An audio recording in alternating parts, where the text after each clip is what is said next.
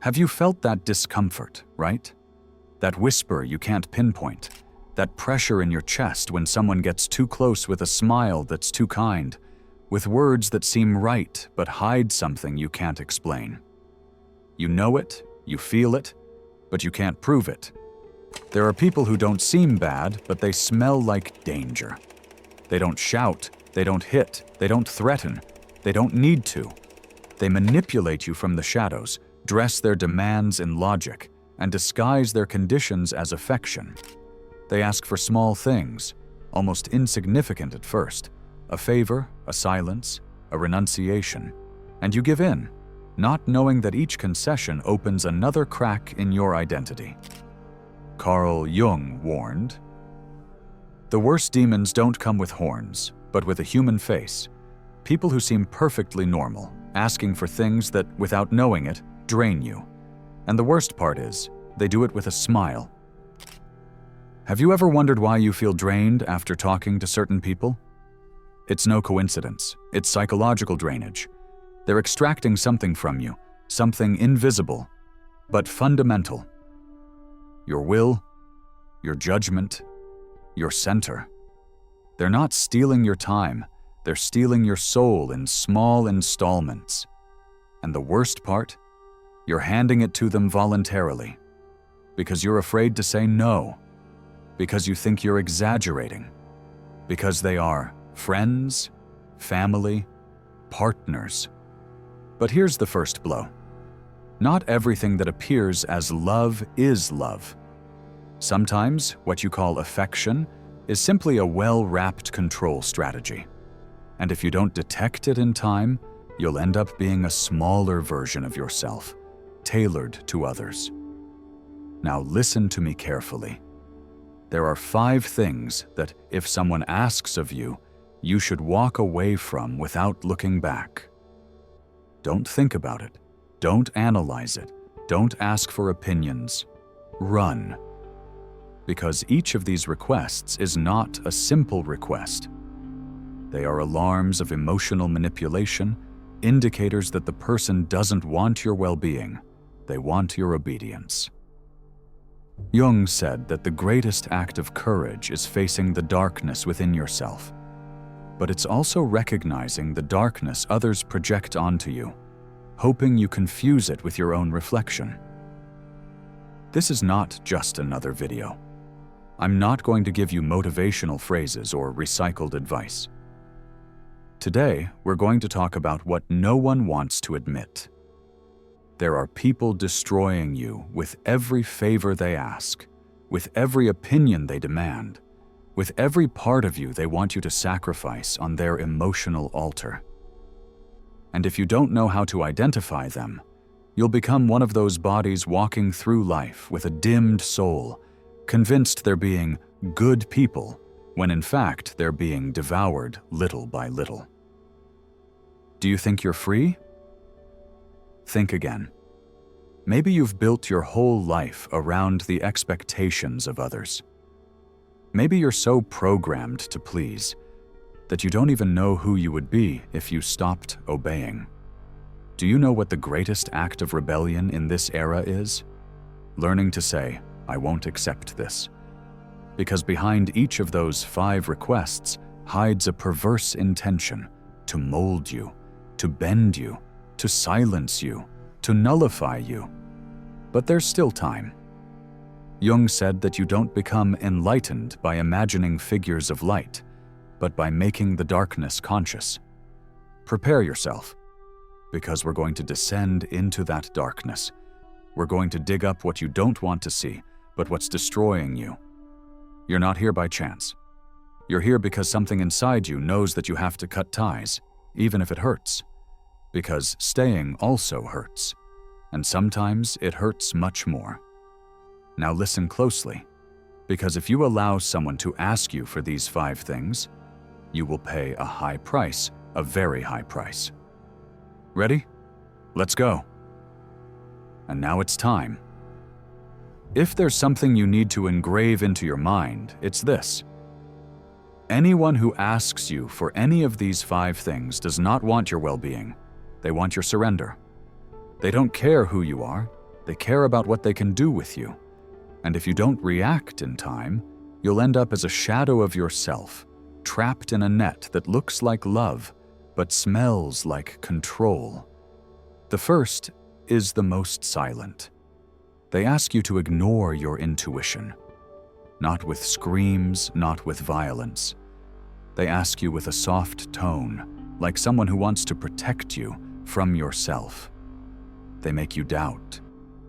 They tell you that you're seeing things where there are none, that you're too sensitive, that you're exaggerating. And you, not wanting to be difficult, wanting to keep the peace, start betraying yourself. Doubt seeps into your bones like humidity, and that humidity corrupts everything. And it's curious, because that intuition they're asking you to turn off is precisely the only thing that still works when everything else has been manipulated. It's the last bastion of your psychological independence, that uncomfortable feeling in your chest, that strange recurring dream, that twinge when that person enters the room. It's not paranoia, it's your subconscious screaming from the basement. Jung said that the personal unconscious communicates through symbols, but before that, it communicates through the body. If someone wants to take you away from that inner compass, they are not seeking your clarity. They're seeking your confusion, because doubt is the precursor to domination. If you don't know what you feel, you become malleable. And when you're malleable, you're useful. And here's something even more disturbing. When you turn off your intuition to please, it's not that you stop feeling. It's that you stop trusting what you feel. And that turns you into a slave of what others dictate. You've handed over your alert system, like someone turning off a fire alarm because it makes noise. But the fire is still there, burning, waiting. And just when you get used to the smoke, comes the second request, that you become another version of yourself, a more comfortable, more docile, more digestible version. It's no longer enough that you ignore your intuition. Now they ask you something more perverse, that you transform, that you stop being you. They don't say it like that, of course. They disguise it as innocent suggestions. What if you were a bit happier? Sometimes you seem too cold. Don't say that, it sounds bad. No one will understand you like that. Little phrases, drops of acid falling on your identity. And you, who already stopped trusting your perception, start to mold yourself. You modify your laugh, your tone of voice, your opinions. Even your silences change. You learn to measure what you say, to bite your tongue, to act as expected of you. And here something devastating happens. The more you adapt, the less you recognize yourself. You're so busy pleasing that you forget to live. Jung talked about the person as a mask, the persona, the social self. But what these people want is not your mask. They want you to confuse the mask with your true face, to forget that you were once someone different. Because when you no longer remember who you were, they can do whatever they want with you. And there's a brutal detail. Even if you change, even if you try, it will never be enough. There will always be something more you need to adjust. Because they're not looking for someone who fits. They're looking for someone who dissolves, someone who folds like wet paper, someone who doesn't disturb, someone who obeys without it seeming like obedience. And when you've changed so much that you barely recognize yourself, the third demand comes, the most draining, the most normalized. They ask you to justify everything, always, to forgive the unforgivable, to understand the ununderstandable. Emotional blackmail starts subtly. They tell you that everyone makes mistakes, that you have to know how to forgive, that no one is perfect. And you, with the guilt stuck to your skin, start carrying what isn't yours. They shout at you, and you say they're stressed. They humiliate you, and you justify that they didn't mean to. They lie to you, and you call it confusion. You cover for them. You protect them. You give them another chance, and another, and another. Because if you stop, if you recognize that they're hurting you, you'd have to make decisions. And that hurts more than enduring. Jung said it bluntly. Don't hold on to those who are leaving you, because that way, the one who wants to come will never arrive. But you don't let go, because you've already invested too much, because you cling to the promise that they will change, that deep down, they're good. You don't see it, but they've turned you into their emotional container. You provide the understanding, they provide the chaos, and there comes a point where you even believe it's your fault, that if you were more patient, stronger, more stable, things would get better. But the truth is, you could be a saint, and they would still crush you. Because they don't want redemption, they want impunity. And when you've become their lawyer, their therapist, their shoulder to cry on, then they dare to ask for something else. The fourth request, that you sacrifice your goals, your plans, your time. Here, it's no longer just about your mind. Now they're going after your path. Suddenly, everything that excites you, everything that gives you meaning, starts to seem like a threat to them. They tell you that you don't need so much, that why complicate yourself, that can wait. And you put it off.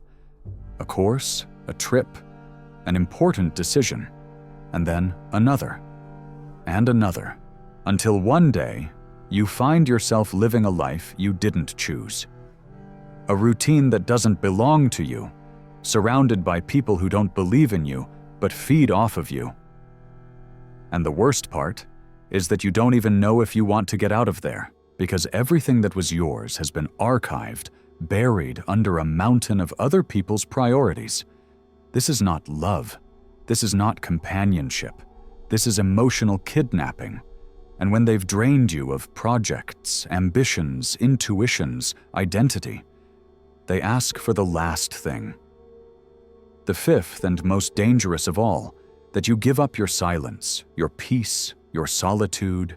They want you available all the time, responding, attentive, connected, present. They invade you, they absorb you, and they make it seem like love. But it's not love, it's anxiety. They can't stand the fact that you disconnect, that you step back, that you breathe, because when you're alone, you reconnect. And if you reconnect, you see. And if you see, maybe you'll leave. That's why they don't let you think. That's why they don't let you stop, because they know that silence reveals what noise hides. And when someone fears your silence, it's because they fear you'll wake up. 5 things, 5 tests, 5 perfectly designed psychological traps to break you from the inside. And now tell me, how many of them have you already accepted? How many of them have you already gotten used to? Because the more time you spend justifying the unjustifiable, the harder it will be to remember who you were before you adapted. It's not too late. But every minute counts. And now that you know this, there's no turning back. Because awareness, once activated, is a bomb that cannot be deactivated. When you see the cage, you can no longer keep acting like you live in freedom. When you identify manipulation, every gesture, every word, every disguised request becomes unbearably obvious. And that changes you. It doesn't make you cynical, it makes you lucid. And lucidity hurts, but it frees. Look around you. Start observing. Not with fear, not with anger, with clarity. Ask yourself, who in my life has asked me to turn off my intuition? Who has molded me without saying it? Who expects me to justify the unjustifiable? Who gets offended when I prioritize myself? Who can't stand that I'm at peace when I don't include them? Those questions are blades, but they're also keys. Keys to get out of prisons disguised as homes, love, friendships. And now listen to me carefully. You won't be able to change those people. You won't be able to explain everything, or convince them or make them realize. Because this video isn't for them, it's for you. They'll keep demanding, conditioning, wrapping their needs in gift wrap. But you, after this, can no longer keep handing parts of yourself as if they mean nothing. You can no longer be anyone's project. You can no longer afford to be malleable when you were made to be unique. And here's the most brutal part. When you start changing, they'll notice. They'll feel the emptiness of your absence, even if you're in the same room. They'll feel the disconnection, even if you smile. And many will leave. And that's okay. Because if someone can only be with you when you're diminished, it wasn't companionship. It was consumption. The real challenge isn't walking away from those who harm you. The real challenge is bearing the echo of silence when you stay alone after letting them go. Because real solitude, at first, is frightening. It's like cleaning a wound. It burns, it bleeds, it stings, but it heals. And when you heal, you never go back. Not because you don't want to, but because you no longer fit in that version of yourself that accepted everything out of fear of losing. Look at yourself. You're at the exact point, the moment where you can choose. Fall asleep again, or open your eyes completely. What will you do? Now, if you've made it this far, you're part of the few who are ready for the next level. And I want to propose something. Write this phrase in the comments. You'll understand it better than anyone. I won't reduce myself to fit in. I want to know how many of those who've listened to this point are truly ready to break the cycle. And if this has stirred you, if it clicked with you somewhere you didn't know was broken, subscribe. Because this is not a self-help channel. It's a place for those who are tired of pretending. There are no filters here. This is where you come to wake up. And not everyone is ready. See you in the next video, but until then, remember this. The next time someone tries to mold you, don't explain anything. Just smile and become an impossible wall to manipulate. Freedom makes no noise, but when it arrives, it leaves everyone in silence. See you soon, awake soul. I'll wait for you in the darkness, right where the truth begins.